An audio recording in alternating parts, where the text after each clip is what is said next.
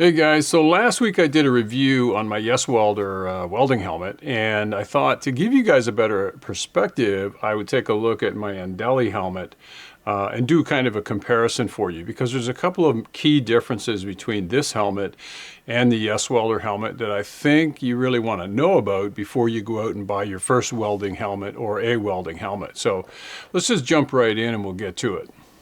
So why do you want to consider buying a new helmet? Well, you want to protect your eyeballs, right? And especially if you're welding day in and day out, you should have some really good protection.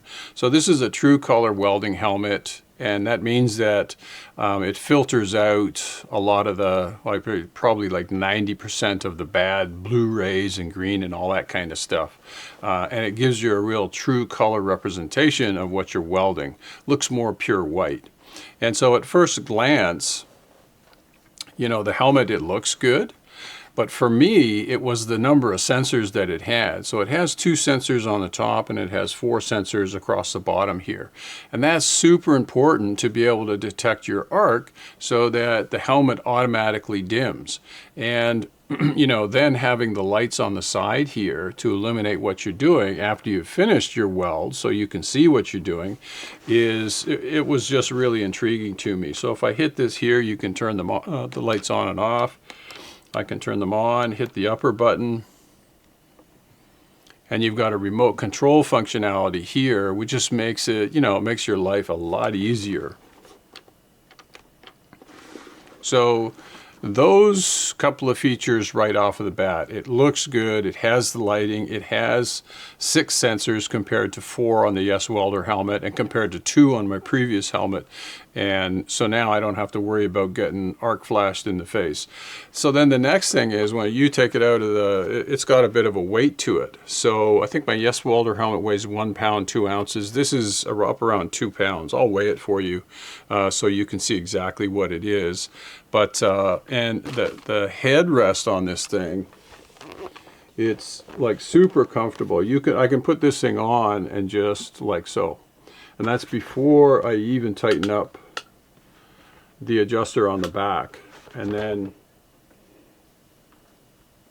so it's covering right down here because, you know, when you're welding, you don't want to have the ultraviolet rays here. They're going to burn your skin, right? So you want the helmet to come right down and cover your face properly. So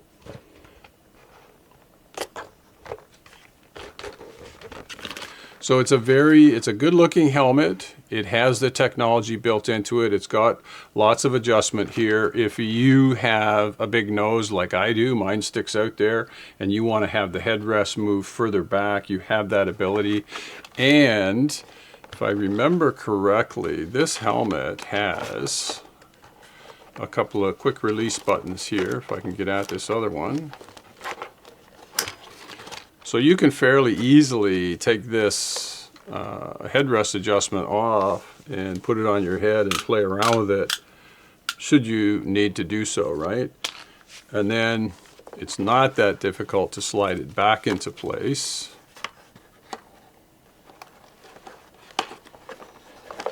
He says without his glasses on. There we go.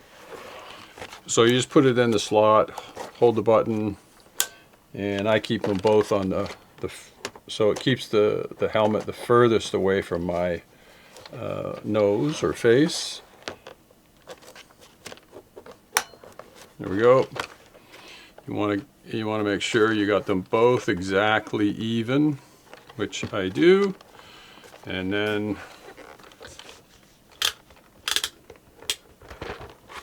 you're off to the races. And so you got lots of adjustment on the side here.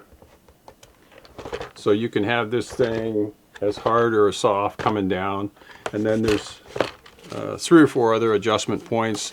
Let me just show you here. What I really like about it is the fact that this thing is a fair size, so you've got some adjustment here. You can just close these tabs and slide the straps. You can close the tabs and slide the straps here on the front of your forehead.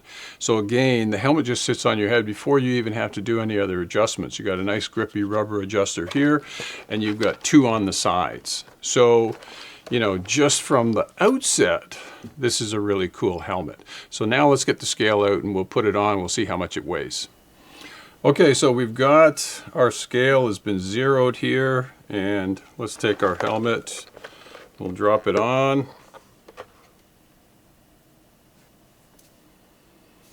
£1 11 ounces.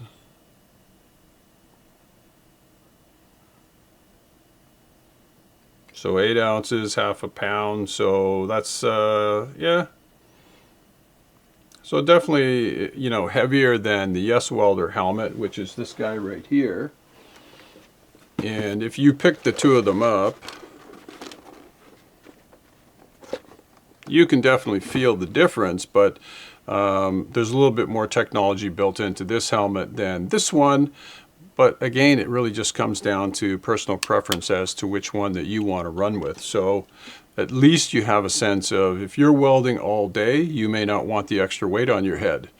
You're welding all day, you may want to have something like this on your head, a little bit lighter. You may want to have two helmets like I have, okay? I'm not taking any chances with my vision, so that's one of the two most key things I think you need to look at or consider when you're buying a helmet is how many sensors and how much does it weigh. Because if I take this helmet and I put it on my head,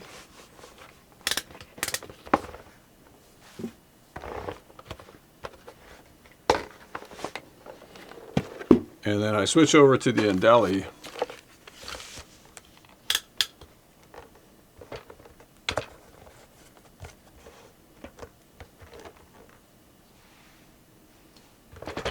there's definitely a difference in weight with this helmet. And so that extra half a pound may be important to you, so something to think about. So what else matters in a welding helmet? Well, right off the bat, something I haven't touched on yet is the 180-degree viewing angle. This helmet offers a large 3.94 inch by 3.74 inch main viewing window, coupled with two side windows for viewing, which might be helpful depending on what you're doing. As I already noted, you've got motion sensor LED light control in two brightness levels, which can be super helpful for difficult welding environments. Most important is the 1/25,000th of a second auto darkening that's facilitated by the 6 premium arc sensors, and that's coupled with UV and IR protection to a DIN shade of 16. So your eyes are going to be protected at all times. I did mention the true color technology of this helmet that offers better visibility by reducing the lime green tint found in older technology helmets. You've got 3 operating modes such as grind, which covers you up to DIN 4, cut mode, which takes you from DIN 5 to 9, and weld mode from DIN 9 to 13. So with that said, let's see what comes in the box, and then we can take a look at the helmet's basic operation and functionality. So now we're going to take a look at the basic operation of this helmet. And this is something that you do every time you put the helmet on.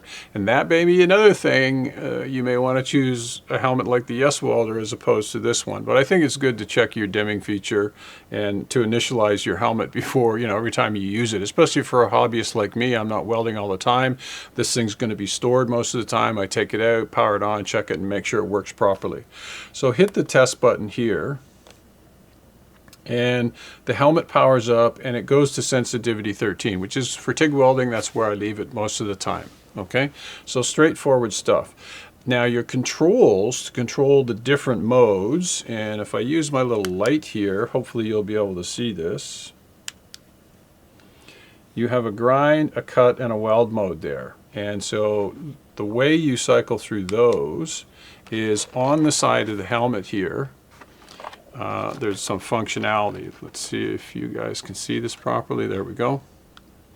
So this is your battery check, and when you do that, you'll see the 4 LEDs light up here. So we've got a full charge. Then you've got your delay. So now let's turn the helmet back here. So I've got my delay set to 7, which is where I leave it. But you can adjust that. If I hit the delay again, so there's your 5, 6, 7, 8, 9, and in the mode that I'm in, those are the levels of adjustment that I have. And so that's your delay functionality right there. Okay, so now let's go to your sensor functionality. And same thing, depending on the mode that you're in. So right now we're in weld mode. So I can turn this and I have a range of adjustment. So I leave mine at 7. Let's hit the button. Sorry. There we go. So now we've gone down to grind mode, and you have no adjustment there on the button because for grind you don't need it.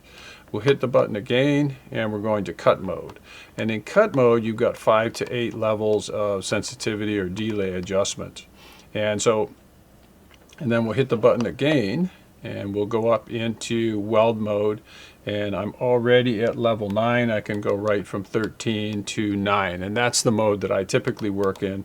So for my sensitivity adjustment, I'm usually at 13, and then for my delay, I usually have it set at 7. And like I said, that's what works best for me. And then outside of that, the only thing that you need to be aware of is that you've got a little rubber fitting here for plugging in your USB-C cable.